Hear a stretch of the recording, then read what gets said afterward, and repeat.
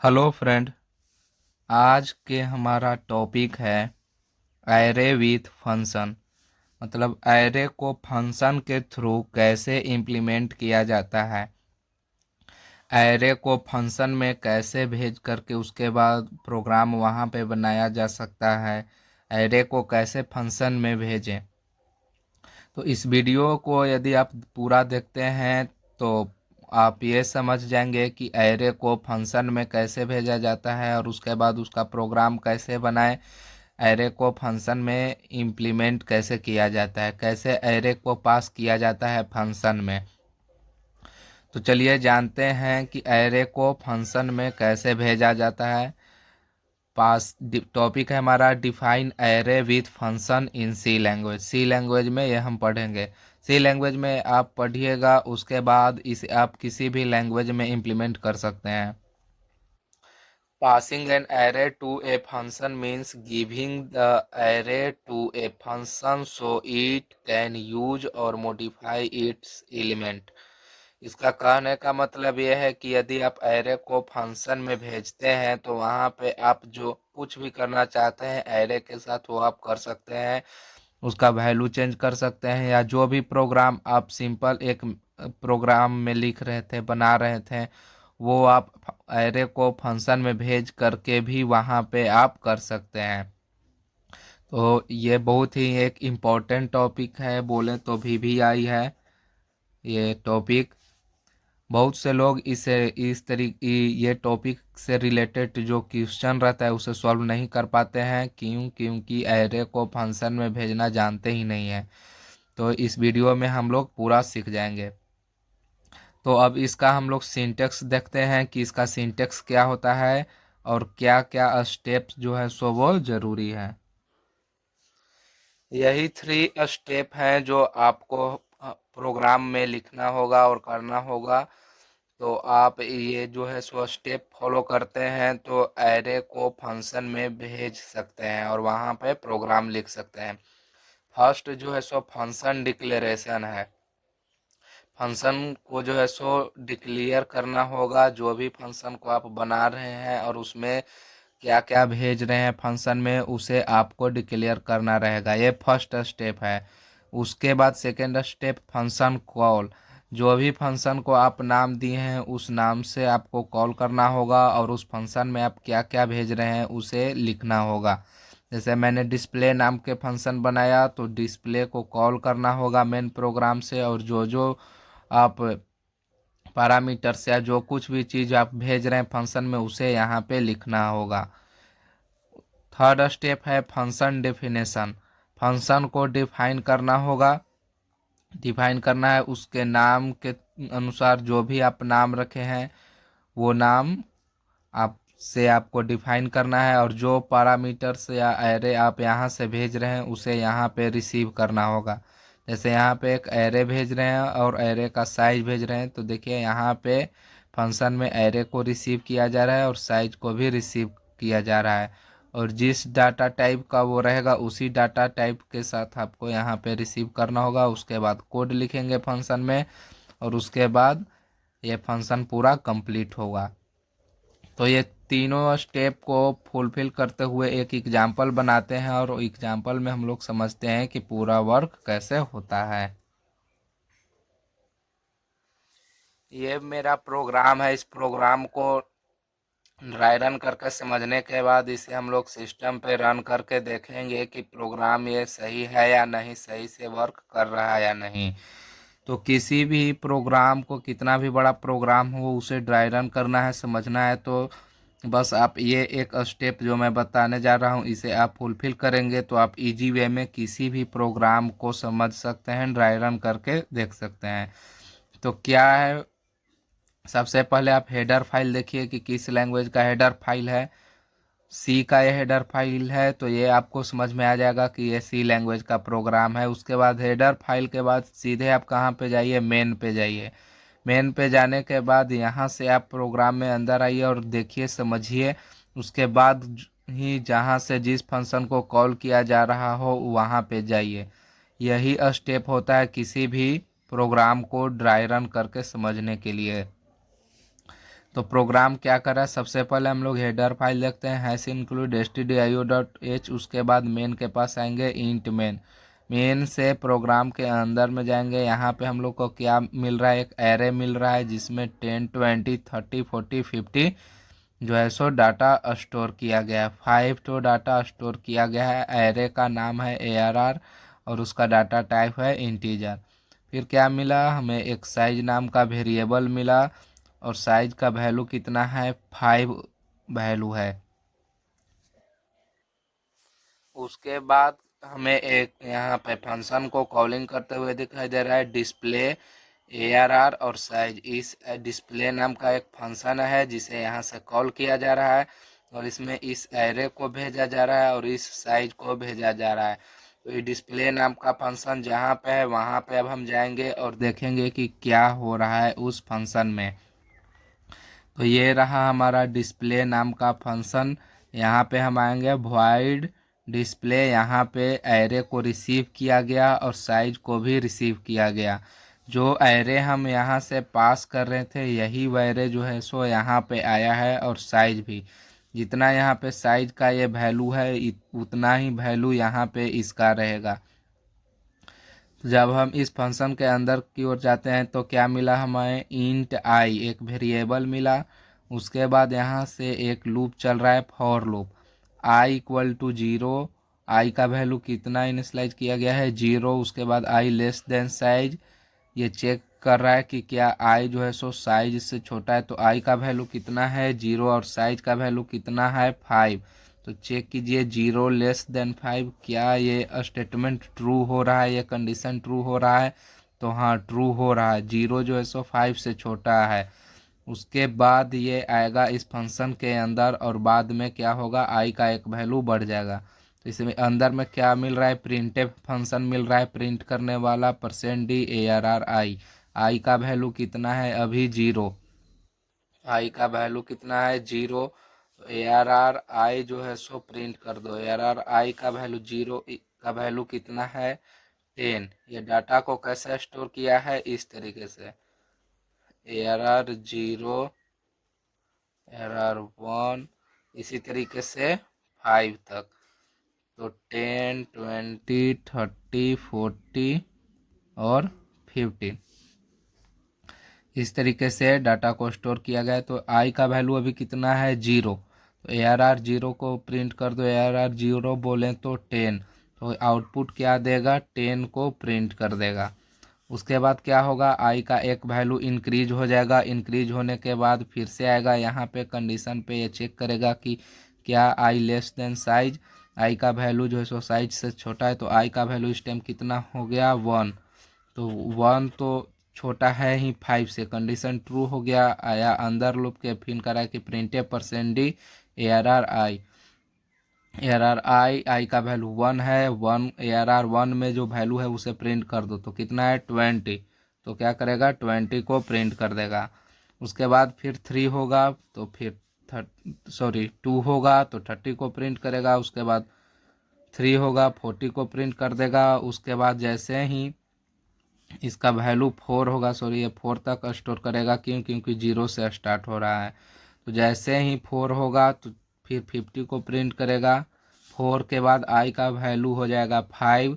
Check करेगा कि क्या जो है सो कंडीशन सही हो रहा है। तो चेक करेगा 5 लेस देन 5, क्योंकि आई का वैल्यू भी इस टाइम 5 हो गया इंक्रीज होकर के 4 के बाद, और साइज का वैल्यू तो 5 है ही। तो ये कंडीशन फॉल्स हो जा रहा है, क्योंकि 5 जो है सो आई जो है सो साइज से छोटा नहीं है। उसके बाद ये लूप से बाहर निकल जाएगा। उसके बाद इसे क्या मिल रहा है, फंक्शन जो है सो एंड हो जा रहा है।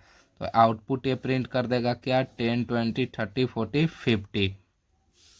उसके बाद डिस्प्ले के बाद यहाँ पे आइए, तो डिस्प्ले के बाद कॉलिंग के बाद इसे कुछ नहीं मिल रहा है, रिटर्न 0 और प्रोग्राम एंड हो जा रहा है।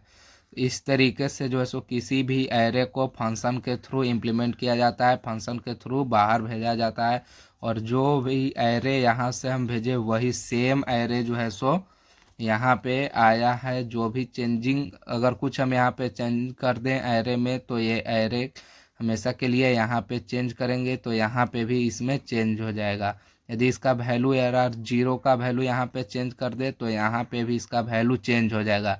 ऐसा नहीं कि यहाँ पे जो एरे आया है वो अलग है और यहाँ वाला अलग है। तो जब इस पूरा प्रोग्राम को हम लोग देखेंगे तो यहाँ पे 3 स्टेप तो ये फॉलो कर रहा है। जो भी 3 स्टेप हम लोग फंक्शन का सिंटेक्स है, जो सिंटेक्स में हम लोग पढ़ें कि ये 3 स्टेप करना होगा, तभी जो है सो एरे को आप मेन प्रोग्राम से बाहर फंक्शन में भेज सकते हैं। तो 3 स्टेप तो ये फॉलो कर रहा है। Function declaration, sorry function calling और फंक्शन डेफिनेशन। लेकिन फंक्शन डेफिनेशन जो है सो इसमें तो कहीं पे ये नहीं लिखा हुआ है। तो क्या यह प्रोग्राम सही है? तो हाँ, यह प्रोग्राम सही है। फंक्शन कॉल यहाँ से हो रहा है और फंक्शन डेफिनेशन यहाँ पे हो रहा है। यहाँ पे जो भी हमें प्रोग्राम जो भी लगाना था, लिखना था, वो तो लिख दिए फंक्शन के अंदर, लेकिन फंक्शन डेफिनेशन नहीं हो रहा है। अब देखिए यहाँ पे ये स्टेप फॉलो हो रहा है। सेकेंड स्टेप जो सिंटेक्स में पढ़े थे, और ये जो है so third step function definition, लेकिन फंक्शन डिक्लेरेशन तो नहीं हो रहा है। तो क्या ये प्रोग्राम सही है? हाँ सही है। क्यों? क्योंकि हम लोग जब भी मेन के ऊपर में फंक्शन बनाएंगे, इस बात को ध्यान दीजिएगा, मेन के ऊपर में यदि फंक्शन बनाएंगे तो फर्स्ट स्टेप जो था हमारा फंक्शन डिक्लेरेशन, वो नहीं करना पड़ता है। ये एक बेनिफिट होता है। जब भी मेन के ऊपर और हेडर फाइल के नीचे बीच में जब हम लोग फंक्शन बनाएंगे तो फर्स्ट स्टेप फंक्शन डिक्लेरेशन नहीं करना पड़ता है। और जब भी मेन के बाद में हम लोग जब यहाँ पे यदि प्रोग्राम के लास्ट में यहाँ पे फंक्शन बनाते तो फंक्शन डिक्लेरेशन करना पड़ता। तो चलिए देखते हैं फंक्शन डिक्लेरेशन करके भी। उससे पहले इस प्रोग्राम को सिस्टम पे रन करके देख लेते हैं कि ये रन होता है या नहीं। तो चलिए चलते हैं अब सिस्टम पे। तो अब हम लोग डिस्प्ले पर आ गए हैं। VS कोड में हम प्रोग्राम लिख रहे हैं। तो सबसे पहले हेडर फाइल लिखते हैं, hash include stdio.h int main,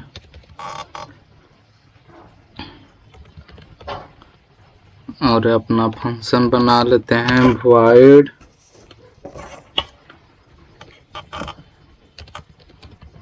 display int arr comma int size. यहाँ पे एरे लिख लेते हैं int arr equal to 2, 3, 4, 5 int size equal to 5।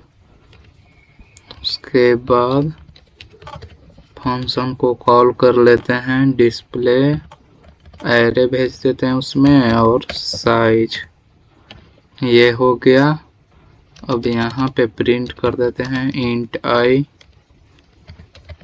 For i equal to 0, i less than size i plus plus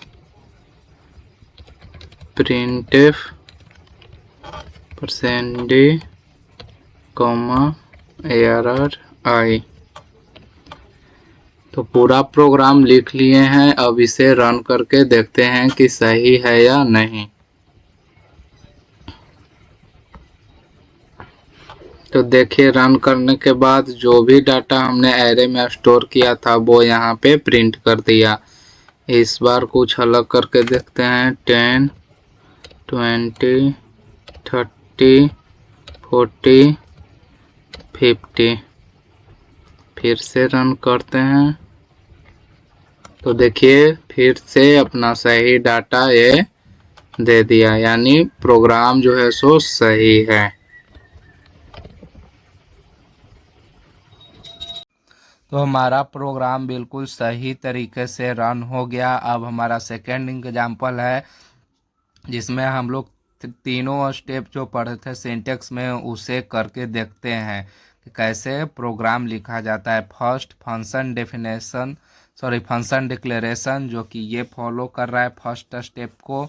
यहाँ पे second step हो रहा है फंक्शन कॉलिंग और ये थर्ड स्टेप हो रहा है नीचे में फंक्शन डेफिनेशन। तो फर्स्ट जब भी मेन के लास्ट में हम लोग यदि फंक्शन को यहाँ पे बनाते हैं तो क्या करना पड़ेगा, फंक्शन को डिक्लेरेशन करना पड़ेगा।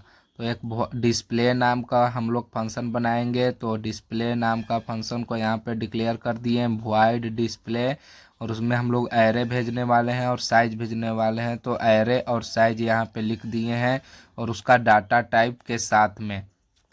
अब आइए मेन में आने के बाद एक एरे बनाए हैं इंट ARR, उसमें 10, 20, 30 को स्टोर किए हैं।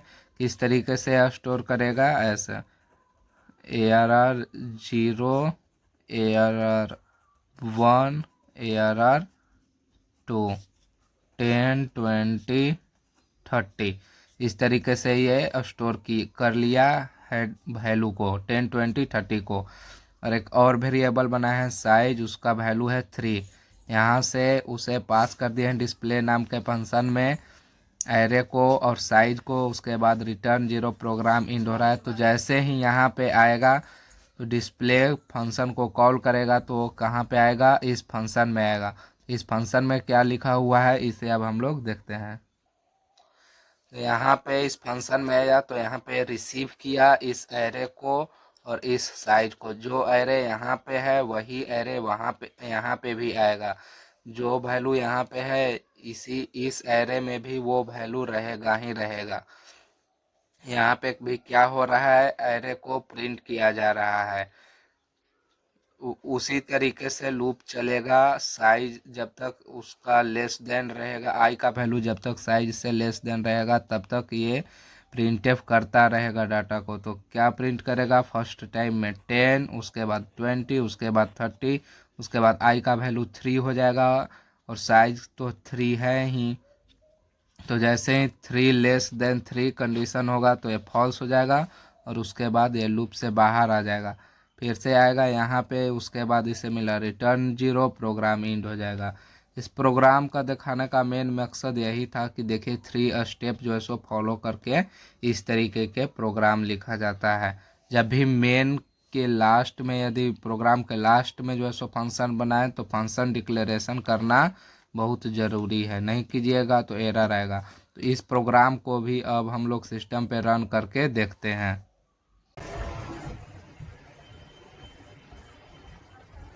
एग्जाम्पल नंबर 2, ये फंक्शन को हटा देते हैं, ये हमारा पिछले वाला ही एग्जाम्पल है। और यहाँ पे क्या करेंगे, एरे को डिफाइन कर देंगे। Declaration first step wide display नाम का ही एक फंक्शन बनाएंगे। इंट ARR एरे का नाम कॉमा और क्या देने वाले हैं, साइज। उसके बाद यहाँ पे एरे बना लेते हैं int ARR equal to 10, 20, 30 int size equal to 3। Then function को कॉल कर लेते हैं ARR साइज। उसके बाद यहाँ पे बनाते हैं function void display int ARR int size. एक इंटीजर ले लेते हैं I, for I equal to 0, I less than size I plus plus. Printf %d ARR I. पूरा प्रोग्राम लिख लिए हैं। अब इसे रन करके देखते हैं कि सही से रन होता है या नहीं। तो देखिए प्रोग्राम जो है सो सही से रन हो गया। यहाँ पे जो 3 डाटा था एरे में 10, 20, 30, उसको क्या कर दिया, यहाँ पे डिस्प्ले कर दिया। मान लीजिए कि इस पूरा को सम निकालना है तो किस तरीके से करेंगे। एक और वेरिएबल ले लेते हैं इंट सम इक्वल टू 0 और sum equal to sum plus ARR i, then क्या करो लास्ट में printf and sum of digits %d, सम। अब इसे रन करके देखते हैं तो देखिए पूरा सम जो है सो 60 जो है सो सही आंसर दे दिया। अब इसमें आप पूरा को मल्टीप्लाई करके क्वेश्चन को सॉल्व करने का कोशिश कीजिएगा कि पूरा का मल्टीप्लाई कितना आएगा। तो मैंने फर्स्ट एग्जाम्पल और सेकंड एग्जाम्पल दोनों में बोला कि जो एरे हम यहाँ से पास करते हैं वही एरे यहाँ पे आता है। तो यदि इस एरे का किसी भी इंडेक्स का या पूरा एरे का वैल्यू यदि इस फंक्शन में हम लोग चेंज कर दें और उसके बाद मेन प्रोग्राम में उस एरे को प्रिंट करें तो यहाँ पे तो चेंज किया हुआ वैल्यू प्रिंट होना चाहिए। यदि प्रिंट होता है तो ये बात सही है कि जो एरे हम यहाँ से भेजेंगे यहाँ वही एरे सेम एरे यहाँ पे रिसीव होता है और यहाँ पे जो चेंज करेंगे वो यहाँ पे भी चेंज हो जाएगा। इस एरे को चेंज कर दे सकते हैं फंक्शन में भी। तो इसी को पता लगाने के लिए यहाँ पे एक एग्जाम्पल 3 मैंने लिखा है और इस प्रोग्राम को अब हम लोग समझते हैं। इसमें एक चेंज नाम के फंक्शन बनाए हैं जहाँ पे हम लोग एरे को भेज रहे हैं और उसके साइज को भेज रहे हैं। सबसे पहले आइए मेन में हमें क्या मिल रहा है, एक एरे मिल रहा है। उसमें क्या स्टोर किया गया है 10 20 30। उसके बाद printf %d ARR 0 किस तरीके से वैल्यू स्टोर कर रहा है, जैसा कि मैंने सेकेंड एग्जाम्पल और फर्स्ट एग्जाम्पल में बताया 1 और ARR 2 10 20 30। तो ARR 0 को प्रिंट करो तो क्या प्रिंट करेगा 10, आउटपुट क्या देगा यहाँ पे 10 प्रिंट करेगा। उसके बाद क्या हो रहा है चेंज फंक्शन को कॉल कर रहा है, यहाँ से क्या भेजा जा रहा है इसमें एरे को भेजा जा रहा है और इसका साइज कितना है 3, तो 3 भेज रहे हैं। उसके बाद यहाँ पे चेंज फंक्शन के पास आएगा, यहाँ पे रिसीव करेगा इस एरे को और साइज को क्या मिला वैल्यू 3 मिला। उसके बाद यहाँ पे देखिए तो ARR 0 का वैल्यू जो है सो 100 कर दे रहा है। तो ARR 0 का वैल्यू क्या हो गया अब 100 हो गया। उसके बाद क्या हो रहा है ये फंक्शन इंड हो रहा है तो कॉलिंग के बाद फिर से कहाँ पे आएगा, यहाँ पे आएगा। प्रिंट कर दो printf %d ARR 0। तो इस टाइम तो ARR 0 का वैल्यू यहाँ पे 100 कर दिया गया है तो इसका वैल्यू क्या हो जाएगा 100। तो जब हम यहाँ पे प्रिंट करेंगे तो 100 प्रिंट होना चाहिए, तो क्या प्रिंट करेगा ये 100 ही प्रिंट कर देगा। यदि 10 प्रिंट करता है तो यानी गलत है, जो यहाँ पे जो एरे हम लोग भेज रहे हैं वो एरे जो है सो नहीं आ रहा है, दूसरा एरे आ रहा है। लेकिन ऐसा नहीं होता है, यहाँ पे जब हम चेंज करेंगे तो इस और प्रिंट कर रहे हैं यहाँ पे तो ये वैल्यू चेंज करके जो वैल्यू यहाँ पे दे रहे हैं वही वैल्यू यहाँ पे प्रिंट करेगा। एक क्वेश्चन रहेगा आपसे कि यहाँ से हम इस फंक्शन को यहाँ पे भेज रहे हैं और इस फंक्शन में आपको क्या करना है, इस एरे का टोटल सम फाइंड करके निकालना है और यहाँ पे प्रिंट करना है उस वैल्यू को कि कितना इन एरे को सम करने के बाद आता है, उसको यहाँ पे प्रिंट कर देना है इसी फंक्शन में। तो ये क्वेश्चन है। अब इस प्रोग्राम को भी हम लोग सिस्टम पे रन करके देखते हैं कि क्या ये सही होता है या नहीं। तो ये हमारा पहले का एग्जाम्पल नंबर सेकंड था, इसे हटा करके अब लिखते हैं प्रोग्राम को। यहाँ पे बना लेते हैं अपना फंक्शन void चेंज नाम से इस बार फंक्शन बनाते हैं इंट एरे इंट साइज। और चेंज नाम से बनाए हम तो इसे कॉल भी चेंज नाम से ही करेंगे। उसके बाद इसमें क्या करेंगे ARR 0 इक्वल टू 100 कर दीजिए और चेंज को कॉल करने से पहले एक बार प्रिंट कर लेते हैं d ARR 0।